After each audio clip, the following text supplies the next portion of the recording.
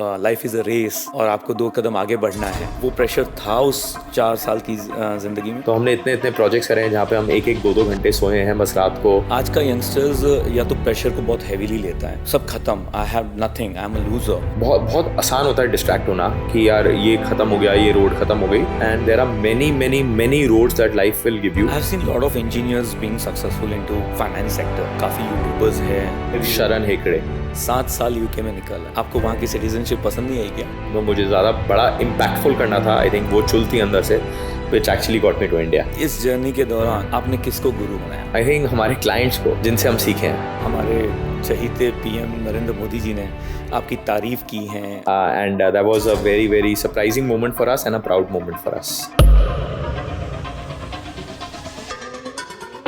Hello friends, welcome to Wisdom Podcast again. आज के guest से मैं बहुत एक्साइटेड हूँ। वो हमारे लिए दिल्ली से चलकर यहाँ तक आए हैं और बहुत ही कम समय में 2 यूनिकॉर्न के मालिक बने हैं। उनकी मेहनत, उनकी लगन और उनकी प्रिसाइसेस इतने कमाल के हैं कि आपके लिए, आपके स्टार्टअप्स के लिए और आपकी लर्निंग जर्नी के लिए I present to you of business के CBO, chief business officer Nitin Jain from Delhi. Welcome sir. मेरा तो प्रिविलेज ऑनर है कि आप मेरे सामने हैं और मैंने आपकी जब स्टोरी सुनी तो आई वाज लाइक वाओ यार, इतने कम समय में इतना सब कुछ कैसे? नहीं, thank you Manish ji for having me here. I am very very excited to being in Surat. तो सूरत सिटी में ये मैं दूसरी बारी आ रहा हूँ एंड मेरे को बहुत ही अच्छा लग रहा है, and thank you for inviting me on your podcast shape of wisdom. And what was the first experience Surat का आपका? बहुत बहुत पहले था, बचपन में था, एंड मेरे को ज़्यादा याद तो है नहीं, but second experience has been very good. The weather has been fantastic over here in Surat. Okay. आपने IIT से अपनी इंजीनियरिंग की है, तो मैं पहले उस पर बात करना चाहूँगा, फिर आपकी दूसरे एरियाज़ को टच करेंगे।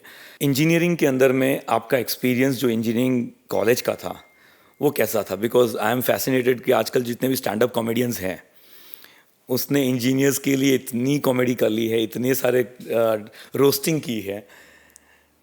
So how was your college life? तो मेरे को लगता है कि कॉलेज लाइफ बहुत ही ज़्यादा स्ट्रीमलाइन थी। कॉलेज में घुसना was the most difficult part. तो IIT में घुसना was the most difficult part, but एक बार IIT में आ गए तो इतना स्ट्रीमलाइन हो गया, इतना अच्छा एक्सपीरियंस था, because you are sitting with peers who are extremely smart, smarter than you actually, and you learn so much from them, you learn so much from your professors, and इतना मज़ा आया। I mean that's experience that I will never forget.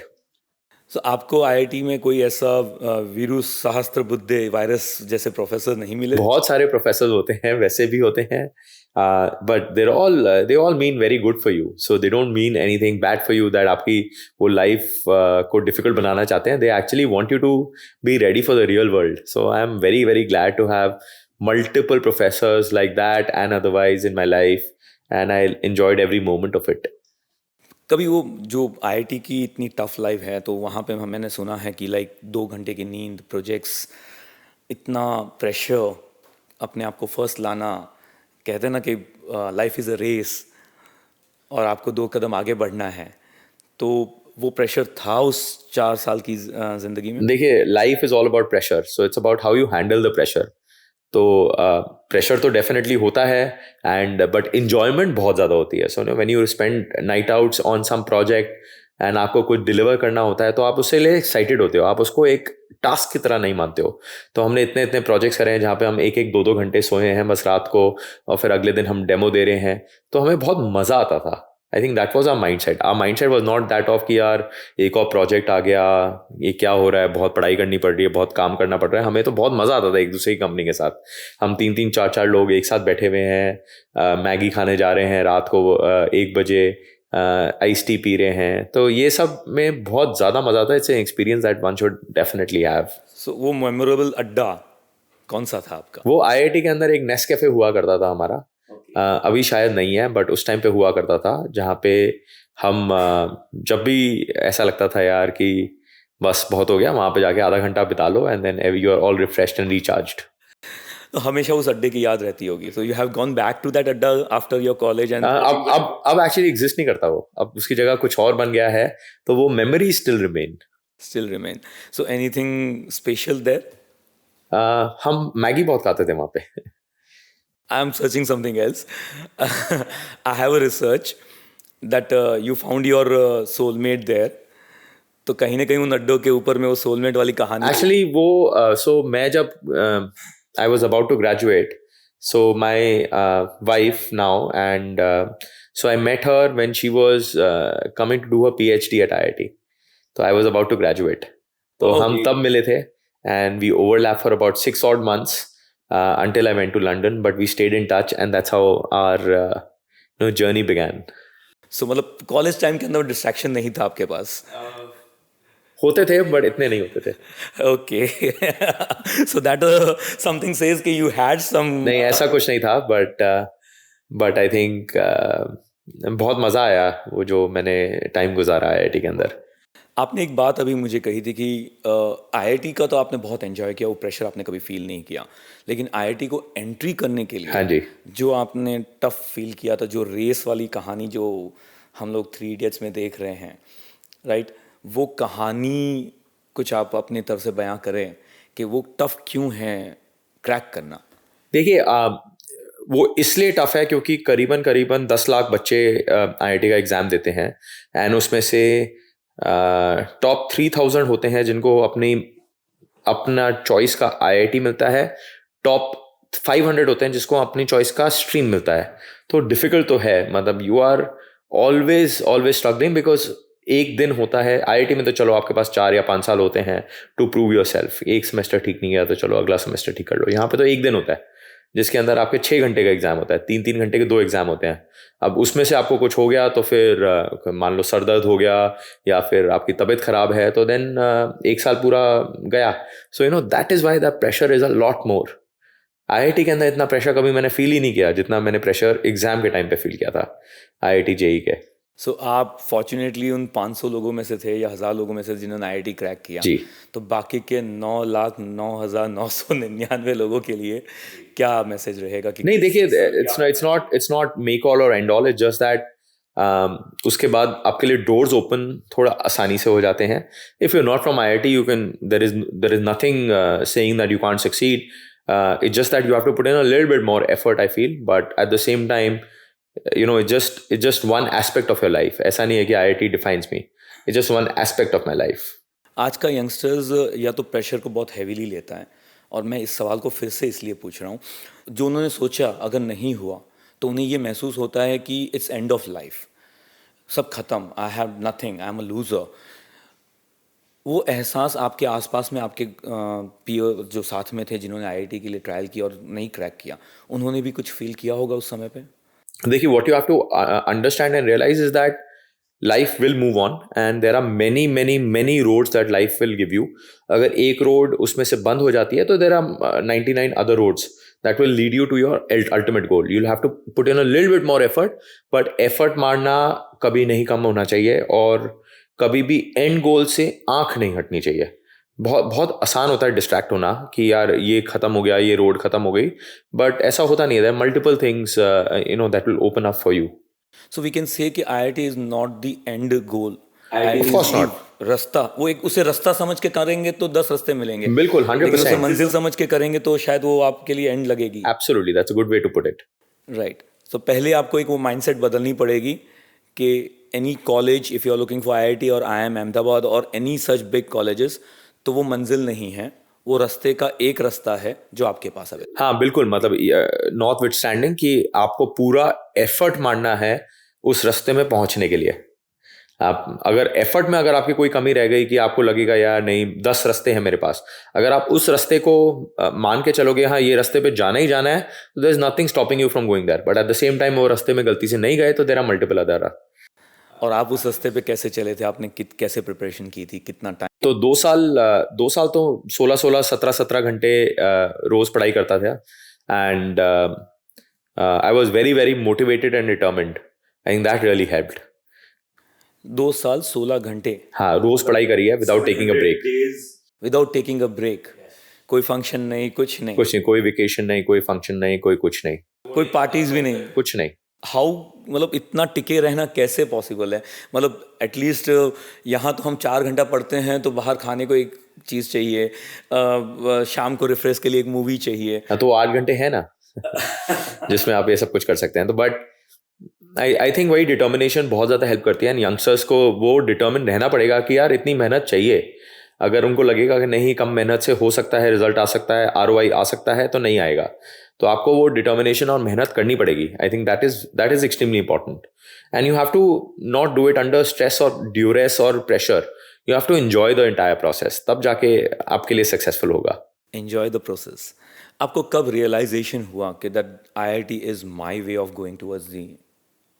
जब मैं घुसा मैं तो तब तक भी यकीन नहीं हो रहा था कि आईआईटी में हो गया है। बट एक बार व्हेन आई गॉट इनसाइड, जब फर्स्ट सेमेस्टर पार हो गया, तब लगा कि हाँ यार, मतलब this is a very enjoyable journey. I don't have to take it earlier, I used to take it as a task, but once I got inside I took it as a process, and then I started enjoying it. So IIT में जाना family pressure था या your choice नहीं, थी? It was my choice completely. Completely your choice. आपने तो आपके दोस्तों में से ये इंस्पिरेशन कहीं से मिला या कहीं से मिला? क्योंकि कई यंगस्टर्स अभी भी कंफ्यूज रहते हैं कि मुझे किस फील्ड में जाना, एंड वो इस एज में कंफ्यूजन लाजमी भी है। तो उस कंफ्यूजन को जितना जल्दी दूर किया जाए उतनी जल्दी उस सक्सेस मिलती है। जैसे फॉर एग्जांपल मैं आज ये पॉडकास्ट कर रहा हूँ या मैं मोटिवेशन में जाना चाहता हूँ, मुझे ये रियलाइजेशन 36 की उम्र में हुआ है, जी। और मुझे इस चीज़ का अफसोस है कि मुझे इतनी लेट क्यों अफसोस हुआ है। नहीं, अफसोस तो नहीं होना चाहिए, क्योंकि अगर आप देखें नायका की CEO, she had the realisation यार कि मेरे को बड़ी कंपनी बनानी है इन हर 50s। तो ऐसा कुछ नहीं है कि देर आए तो, बट देर आए दुरुस्त आए। I think that's the ultimate aim, कि nothing is too late, right? Once you have the realisation, that's when the journey starts. बचपन में आई एम श्योर आपने कुछ ना कुछ तो प्रैंक स्टार्स किए होंगे दोस्तों के साथ, और एक दो हमारे रिसर्च के अंदर में भी है कि आप बहुत मस्ती वाले थे, एंड आपने कुछ अपने कजिन्स के साथ। एक्चुअली मैं कम मस्ती वाला था, but I think was more towards achieving my goal, and मैं एक्चुअली मस्ती बहुत कम करता था, I would say. No, I was a sports lover. I used to play a lot of sports during my school days, and just to keep me refreshed, I think that really helped. But masti as such मैंने मारी नहीं है. I was more of a सीधा साधा single window person. So I think that also helped me focus on my goal. सो ये जो मैं अब इसको थोड़ा सा देसी भाषा में कहूँ कि ये जो आपने घोड़े के आगे जो लगा रखा है एक ही जगह पे, तो ये किसी न किसी ने तो आपकी, मतलब आपकी परवरिश के अंदर में आपके माँ बाप के हाथ से लगा होगा। हाँ बिल्कुल, I think it was very important time. So मेरे मम्मी पापा भी काफ़ी हेल्प करते थे in helping me focus on my vision. So my father was also very, very determined. He was a workaholic as well. So watching him, I think that's where the focus came from. आपने IIT complete की and you took a placement out of India, UK में। UK में, correct. तो बताइए वहाँ कैसे हुआ? हाँ, सो मेरे पास डे 1 पे 8 जॉब ऑफर थे आईआईटी के अंदर. सो बट समा मेरे को इंजीनियरिंग नहीं करना था, मुझे फाइनेंस में करना था.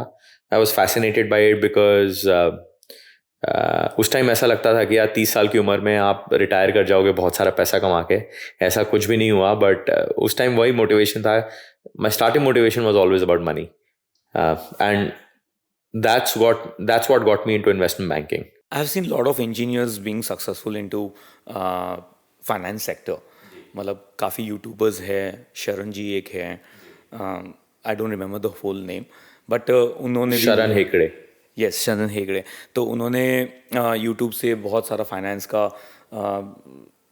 मोटिवेशन एंड एजुकेशन दे के किया, and he is also from engineering background. क्यों ऐसा है कि बहुत सारे आईआईटीएंस आईआईटी इंजीनियरिंग करने के बाद फील्ड को चेंज कर रहे हैं आफ्टर 4 years? हाँ देखिए, तो फाइनेंस में क्या चाहिए होता है आपको? 2 चीज़ें चाहिए होती है. One, you have to be extremely good with numbers, which all engineers typically are. They extremely good with maths and numbers. And second, multitasking. तो आई थिंक टिपिकली इंजीनियरिंग में ये बताया जाता है कि यार आप 5 चीज़ें एक साथ कर रहे हो and you are equally focused on those 5 things. So multitasking and being good with numbers is a recipe that will make you successful in finance. So that's what I felt helped me as well, because I was a trader in London. On the credit derivatives desk, तो मुझे वो काफ़ी ज़्यादा help किया. तो अगर ये engineering आपको ऑटोमेटिकली सिखा देती है, ऐसा नहीं है कि you are born with it, या even if you're not born with it, once you're an engineer, you know how to multitask and you know how to be good with numbers. Basically actually जब youngsters होते तो science जब लेते तो ये science वाला इसलिए ले रहा है बिकॉज उसे या तो इंजीनियर या डॉक्टर बनना है. Correct. और अकाउंट्स या इकोनॉमिक्स इसलिए लेता है या कॉमर्स इसलिए लेता है क्योंकि उसे बिजनेस करना है या जॉब करना है और वो अकाउंटिंग फील्ड के अंदर में जाता है. सो ये दोनों का कॉम्बिनेशन इंजीनियरिंग में आपको उस चीज़ का बेनिफिट मिल सकता है. जी. So that myth has to be broken now. हाँ, मतलब ऐसा नहीं है कि सिर्फ सीए वाले फाइनेंस में सक्सेसफुल हो सकते हैं, या फिर I think engineers can be top finance people. I think they are. If you go and pick up top finance people in this world, most of them will be engineers who've probably done an MBA degree. Why to do MBA after getting job? आपने मैंने MBA नहीं किया. अच्छा, आपने नहीं, मैंने नहीं किया MBA, but MBA I think just opens out your avenues. MBA आप नॉलेज के लिए नहीं करते हैं, MBA आप पीयर ग्रुप के लिए करते हैं और नेटवर्किंग के लिए करते हैं. तो मेरा नेटवर्क ऑलरेडी बन गया था, तो मेरे को ज़रूरत नहीं लगी MBA करने की. And yeah, so I did not feel the need to actually go for an MBA, a formal MBA degree. 7 साल यूके में निकाला है. आपको वहाँ की सिटीजनशिप पसंद नहीं आई क्या? मुझे उससे ज़्यादा कुछ बड़ा करना था, तो मुझे ज़्यादा बड़ा इम्पैक्टफुल करना था. आई थिंक वो चुल थी अंदर से, which actually got me to India. Okay, तो 7 साल यूके में what is your take from that place? I think UK में बहुत ज़्यादा स्ट्रक्चर्ड लाइफ है और बहुत ज़्यादा एफिशिएंसी है. इनएफिशिएंसी का स्कोप बहुत ही कम है, तो जिसकी वजह से मुझे लगता है कि सब कुछ सॉर्टेड है. तभी यूके और यूरोप में जो स्टार्टअप कल्चर है वो बहुत कम है. Not as many startups are coming out from there as they are coming out from, let's say, India and China, और US तो obviously है ही number one, but inefficiencies I think India और China में बहुत ज़्यादा हैं, जिसकी वजह से और ज़्यादा startups निकल के आ रहे हैं, especially in India. So you would have seen a burst, a growth. I would say, the number of startups coming out of India have just exponentially increased in the last 10-15 years. So inefficiency तो एक किस्म की गलत बात हो जाती है, एक किस्म का it's a minus point, it's a negative point. और उसमें से अगर स्टार्टअप्स निकल रहे तो it's a bliss in the no बिल्कुल बहुत अच्छी बात है इनएफिशिएंसी होना, बिकॉज उसमें तो अपॉर्चुनिटी आपको मिलेगी. अगर आपका बिल्कुल ही काम सी होगा जहाँ पे एफिशिएंट है सब कुछ, एंड कोई नहीं, क्या कहते हैं, ऊबड़ खाबड़ नहीं है, तो वहाँ से तो वैल्यू जनरेट करना बहुत ही ज़्यादा मुश्किल है. अगर आपको लग रहा है, so value can be generated only in a stormy sea, right. जब आप एफिशिएंसी लेके आते हो कि यार बेस्ट कैसे पॉसिबल शिप को नेविगेट करना है from a stormy sea, that's where innovation comes into play. अगर आप बिल्कुल काम ओशन के ऊपर शिप लेके जा रहे हो तो कोई कुछ भी चल लेगा वहाँ पे, right. So it's about navigating yourself through a stormy sea is when innovation comes in and where value is generated.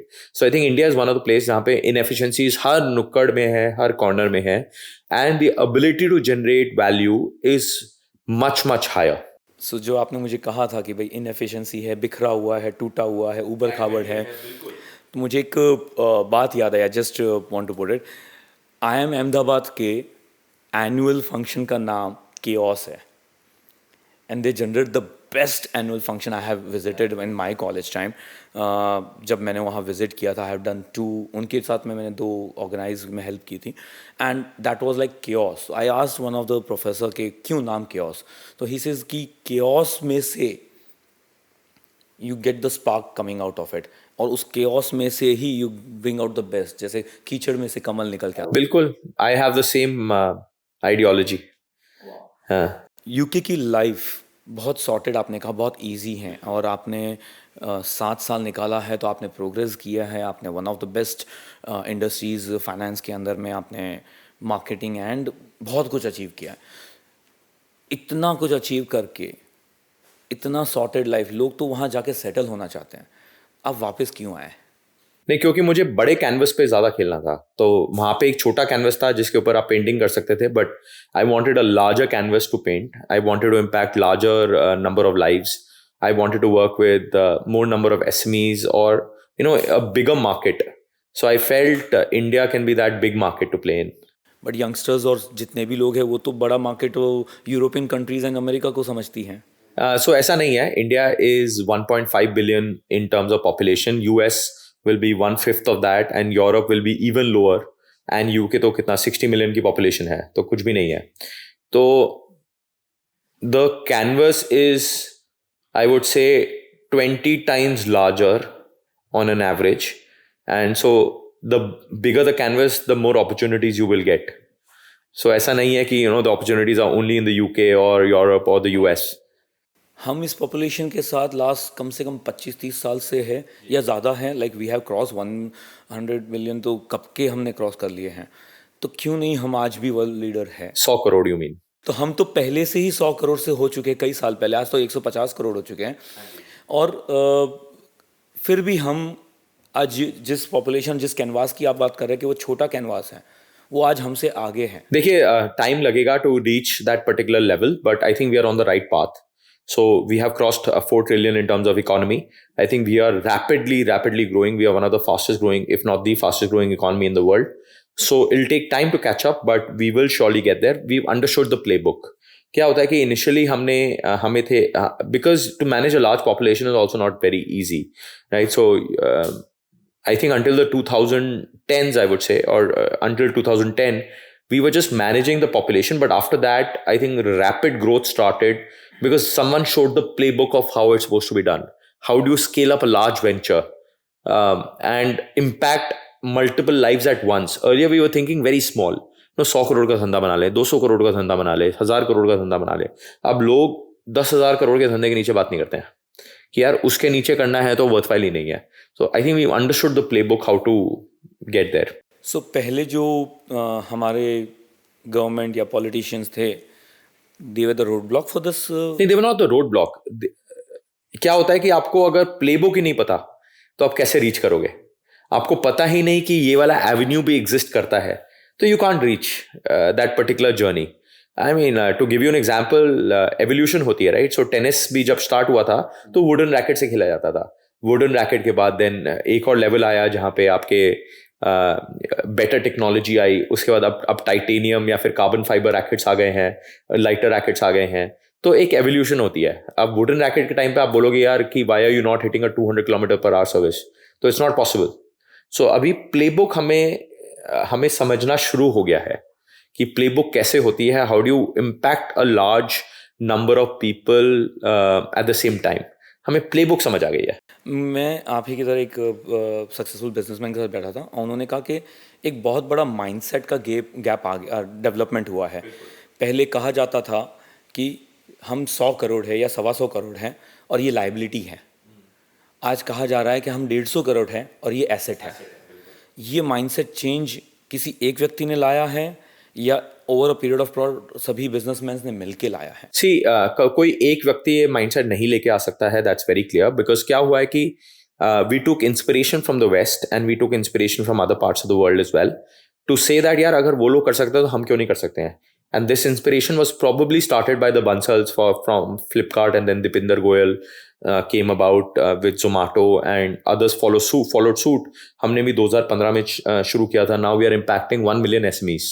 हम 1 मिलियन SMEs के साथ काम कर रहे हैं इंडिया में, जो कि 10 लाख प्लस SMEs हैं अगर मैं लाखों में बात करूं तो उन्होंने बड़े कैनवस पे खेलना सिखाया, और फिर हमने आके फिर टेक्निक समझा, और फिर हमने भी खेला. तो इट्स लाइक सुनील गावस्कर ने हमें इंडियंस को सिखाया कि बैटिंग कैसे करते हैं टफ ट्रैक्स पे, एंड देन कपिल देव ने जिताया. Kapil Dev also came through, then Sachin came, and then Virat Kohli came, and they made the game faster and more efficient. So now you have to, आप हिस्ट्री से सीखे और नेक्स्ट फ्यूचर जनरेशन का खुद history. So you have to bring about your own value. UK की personal life और India की personal life आपने पहले जी, फिर गए, फिर आए, तो पर्सनली फैमिली ओरिएंटेड या फ्रेंड्स ओरिएंटेड वहाँ पे क्या चेंज है इंडिया से? नो, आई थिंक काफ़ी सिमिलर है, ऐसा कुछ नहीं है. So if you want to be with your family, UK और इंडिया में कोई ऐसा डिफरेंस नहीं है. आई थिंक इंडिया में you are more family oriented, UK में you rely more on friends for support. So India में there is family all around, so I think that really helps. आपने एक अचीव किया था, what was your last package that you left in? So it was high six figures in pounds, and then I came to India. Then I took a huge salary cut, but it's more about working for equity and तो जब आपने वो decision लिया कि इतने high package को छोड़ना, sustainability को छोड़ना, लोगों ने आपको पागल तो कहा ही होगा कि यार ये बेवकूफ़ आदमी है, इतना अच्छा पैकेज छोड़ के यहाँ इंडिया में कुछ स्टार्टअप करने आया है, क्या पता फेल होगा, पास होगा और बर्बाद हो जाएगा, क्या पता। हाँ जी। तो आपको लोगों ने तो कहा ही होगा ये सब। हाँ बिल्कुल, मतलब this was a common theme across कि यार क्यों छोड़ के आ रहे हो, वहाँ पे स्ट्रक्चर्ड लाइफ है, वहाँ पे सेट लाइफ है, क्यों आ रहे हो यहाँ पे केओस के अंदर। बट आई थिंक जो लोग कंफर्टेबल लाइफ जीते हैं, आई थिंक उनकी ग्रोथ भी फिर देन स्टैग्नेट हो जाती है। मेरी ग्रोथ स्टैग्नेट होनी शुरू हो गई थी।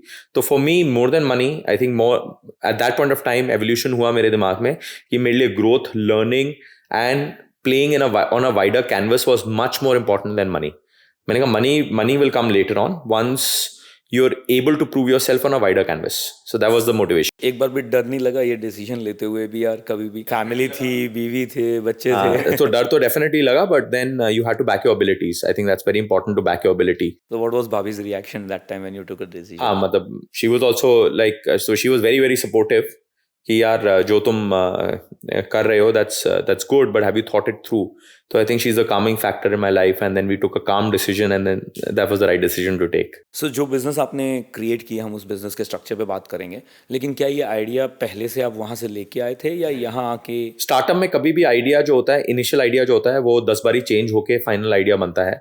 तो हमारा इनिशियल आइडिया ये बिल्कुल भी नहीं था। हमारा इनिशियल आइडिया था कि हम बॉल बेयरिंग्स और स्क्रू ड्राइवर्स वगैरह ऑनलाइन डालेंगे, लोग आके खरीदेंगे। बट हमारा बिल्कुल आइडिया बदल गया विद इन 6 months। तो हम स्टील बेचने लग गए स्टार्टिंग में, and then that's how the idea evolved. You know, जब आप फील्ड पे उतरते हो तो आपको 10 चीज़ें समझ आती हैं, वहाँ से आइडिया एवोल्यूशन होता है। सो उतने समय तक टिके रहने के लिए फाइनेंशियल इश्यूज आए होंगे?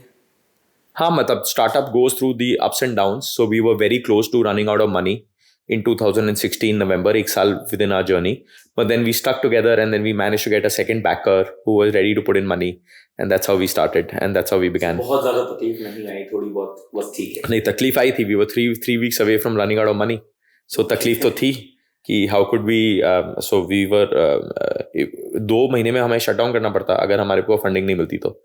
so that was the time when we managed to raise the second round of funding, and that's what got us through. आपका बिजनेस स्ट्रक्चर जो है वो थोड़ा एक बार लोगों को समझाएं कि आपने क्या सोच के ये नीड को एनालाइज किया। What is the gap that you? देखिए, फ्लिपकार्ट और जोमेटो वगैरह जो थे वो कंज्यूमर्स के लिए काम कर रहे थे, B2C थे वो बिजनेस टू कंज्यूमर। हमें B2B के अंदर कुछ करना था। B2B में उस समय कोई भी नहीं था, इंडिया मार्ट को छोड़ के। शायद इंडिया मार्ट उभर रहा था उस समय, बट इंडिया मार्ट ट्रांजैक्शंस नहीं कर रहा था, इंडिया मार्ट सिर्फ लिस्टिंग कर रहा था। तो हमें लगा कि यार SMEs के लिए हम अगर रॉ मटेरियल अच्छे रेट्स पे सप्लाई करें और उनको फाइनेंसिंग भी दें एट द सेम टाइम, तो ये अच्छा बिजनेस मॉडल बन सकता है, क्योंकि कोई भी स्ट्रक्चर्ड तरीके से कर नहीं रहा। There are ad hoc distributors and retailers in all parts of the country and very very very fragmented. हमारी देश में 6 करोड़ SMEs हैं, जिसमें से आधे डिस्ट्रीब्यूटर्स होंगे, ट्रेडर्स होंगे और आधे मैन्युफैक्चरिंग हाउसेज होंगे। तो बहुत ज़्यादा डिस्ट्रीब्यूटेड और फ्रैगमेंटेड है, और अगर हम एक प्लेटफॉर्म पे सबको हम सप्लाई करना भी शुरू करते हैं और फाइनेंसिंग भी करते हैं तो बहुत ज़्यादा बेनिफिशियल होगा। Now we have close to 1 million, मतलब उन 6 करोड़ में से 10 लाख लोग की लाइफ हम टच कर चुके हैं, 10 लाख SMEs की लाइफ। सो आप फाइनेंस भी कर रहे हैं, रॉ मटेरियल भी सप्लाई कर रहे हैं, तो एक किस्म से आप भी तो ट्रेडर ही बने। नहीं, हम बहुत डिफरेंट हैं, क्योंकि क्या होता है कि एक ट्रेडर जो होता है एक दायरे में सीमित होता है, और उसका काम होता है कि एक SKU पे काम करना है। SKU मतलब स्टॉक कीपिंग यूनिट, मतलब जैसे अगर वो स्टील बेच रहा है तो स्टील में सिर्फ TMT बेचेगा या स्ट्रक्चर स्टील बेचेगा। तो हमारा ये था कि हम मल्टीपल SKUs, मल्टीपल ब्रांड्स और पैन इंडिया काम करेंगे। हमें एक रीजन में बैठ के काम नहीं करना है, एंड हम एक प्लेटफॉर्म की तरह काम करेंगे।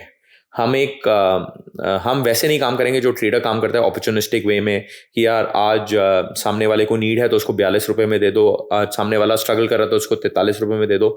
हमें एक प्लेटफॉर्म बनाया था जहाँ पे हम बिल्कुल ट्रांसपेरेंटली सारे प्राइसेस पब्लिश करते थे, और हम उनको फाइनेंसिंग देते थे हमसे या किसी और से खरीदने के लिए। 80% ऑफ द टाइम हमसे खरीदता था बिकॉज हमारे रेट्स कम थे।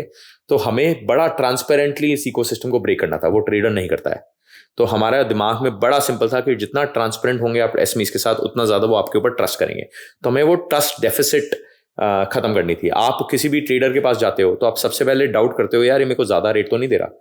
हमारे साथ वो प्रॉब्लम कम आई थी क्योंकि हम ट्रांसपेरेंट थे, हम ओपनली जो है रेट्स पब्लिश करते थे। सो कुल मिला के मैं भी एक व्यापारी हूँ और मैंने भी इस तरह से देखते, तो हम लोग ये देखते भाई कि जितना लेट पेमेंट देगा उसको हम उतना चार्ज हैवी करेंगे, क्योंकि हमारा इंटरेस्ट का लॉस आता है। हमने रिवर्स कर दिया, हमने कहा कि आप एडवांस पे ले लो हमसे, और जितना आप number of days credit use करोगे उतना एक इंटरेस्ट रेट बांध दिया आपका। तो आप यूज करो 60 डेज, आप 70 दिन यूज करो, आप उतने का इंटरेस्ट हमें दे दो। And they were also very happy कि यार हमें एडवांस के रेट्स मिल रहे हैं और हमें एक ट्रांसपेरेंटली कोई बता रहा है कि यार इतना आपको चार्जेस लगेंगे। कोई छुपा नहीं रहा प्राइसिंग के अंदर। क्योंकि अगर आप किसी को देते हो जो 60 दिन की पेमेंट देता है और उसने अगली बार 75 दिन में आपको पेमेंट दी, तो आप उसको ज़्यादा रेट लगाओगे अगली बारी से। हम कहते थे हम आपको सेम रेट लगाएंगे, आप 15 दिन एक्स्ट्रा ले रहे हो, आप 15 दिन के एडिशनल पैसे दे दो। बड़ा ट्रांसपेरेंट कर दिया हमने सिस्टम। सो वो ट्रांसपेरेंसी की वजह से हमें सब लोग ट्रस्ट करने लगे कि हाँ यार ये गलत रेट तो नहीं दे सकते। तो ये बहुत ज़्यादा फायदा हुआ। एंड तो इतना सारा ये उधार देना, इतनी सारी आपने लिवरेज की, तो एक किस्म से आपने बैंक खड़ी कर ली आपने लिए। हमने एक एनबीएफसी खड़ी करी है जो कि अपने आप में यूनिकॉर्न है। हमारे 2 यूनिकॉर्न है।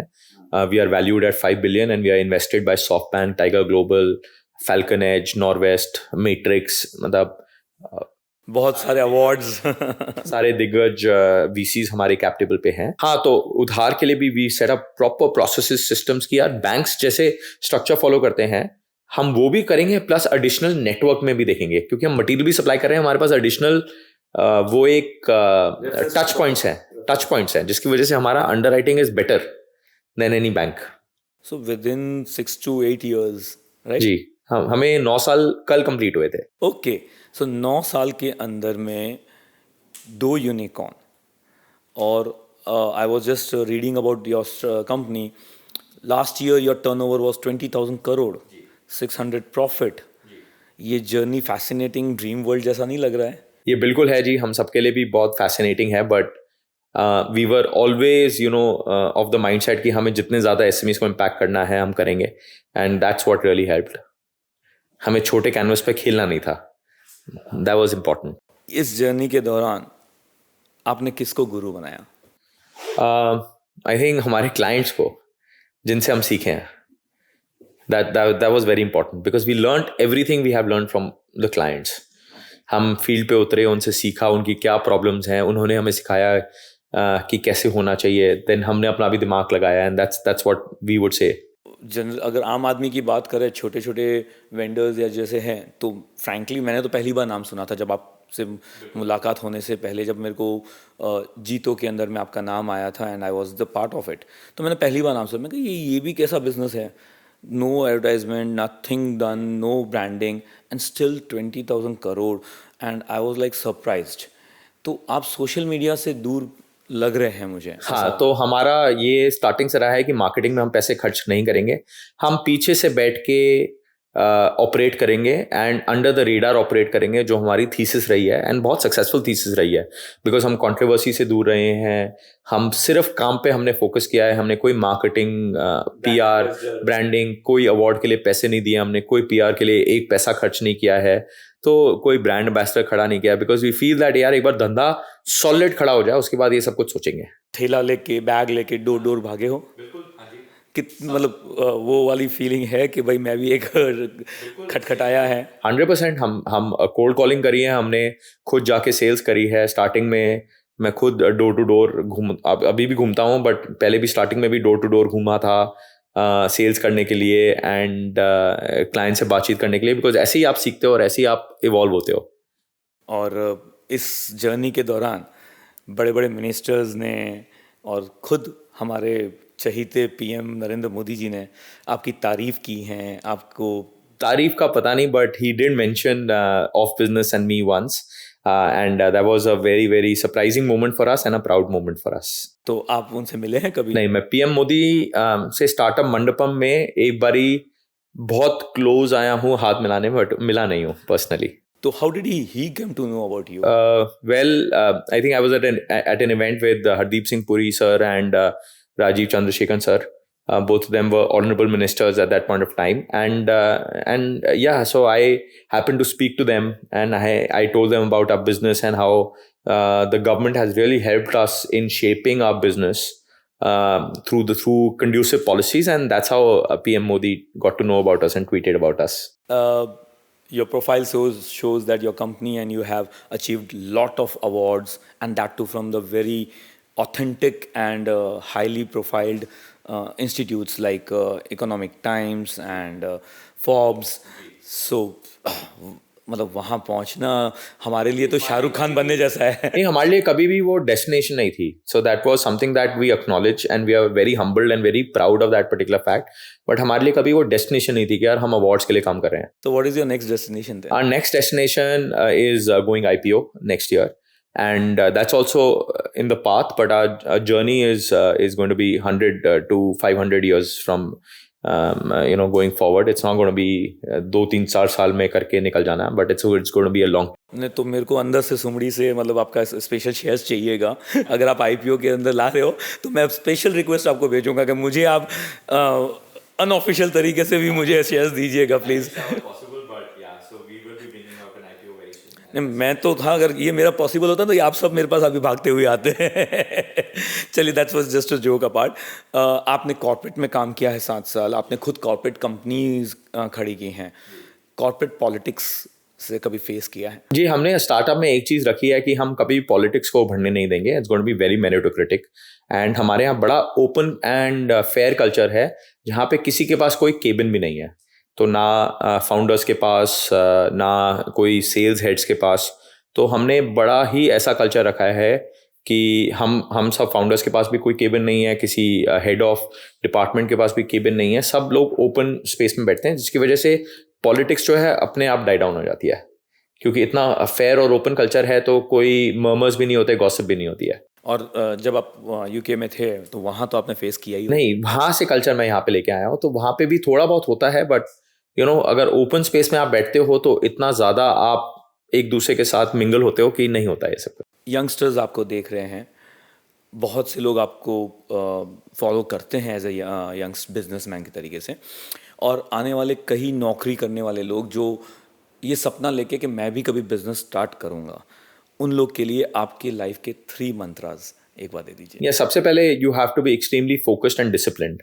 अगर आपका फोकस नहीं होगा, डिसिप्लिन नहीं होगा, कि आप रोज उठ के you're not okay doing the same thing over and over again, I think so then that needs to change. You should be okay doing the same thing for about 8-9 years and really going deep into what you're trying to do. That's mantra number 1.